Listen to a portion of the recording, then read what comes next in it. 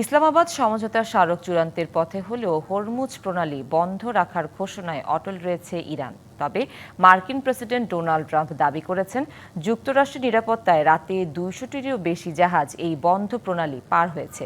এদিকে ওমান উপসাগরে হামলার শিকার এক তেলবাহী জাহাজে ৩ ভারতীয় নাবিক নিহত হয়েছেন।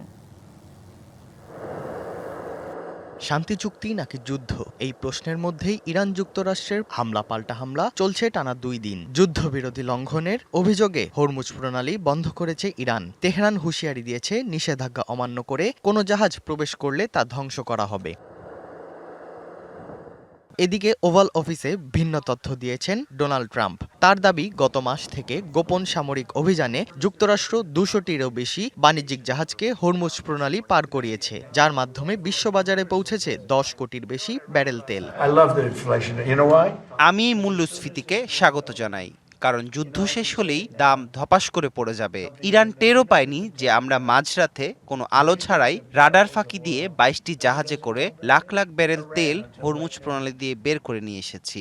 নগদ নিয়ে এলো হার না মানা হার অফার। সর্বনিম্ন ১০,০০০ টাকা রেমিটেন্স নগদে পাঠালে থাকছে স্বর্ণের হার জেতার সুযোগ।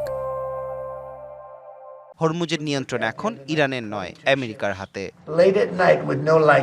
ট্রাম্পের বক্তব্যে ইঙ্গিত মিলেছে, সংঘাত ও নিষেধাজ্ঞার মধ্যেও রাতের আধারে হরমুজ প্রণালীতে জাহাজ চলাচল অব্যাহত ছিল। এদিকে ওমান উপসাগরে হামলার শিকার হয়েছে পালাওয়ের পতাকাবাহী তেলবাহী জাহাজ এমটি সেত্তেবেলো। সেন্টকমের দাবি, জাহাজটি ইরানি তেল বহন করছিল এবং নির্দেশ অমান্য করায় এতে হামলা চালানো হয়। মার্কিন এ হামলায় ট্যাঙ্কারে থাকা ৩ জন ভারতীয় নাবিক নিহত হয়েছেন, যা নিয়ে যুক্তরাষ্ট্রের কাছে তীব্র প্রতিবাদ জানিয়েছে নয়াদিল্লি।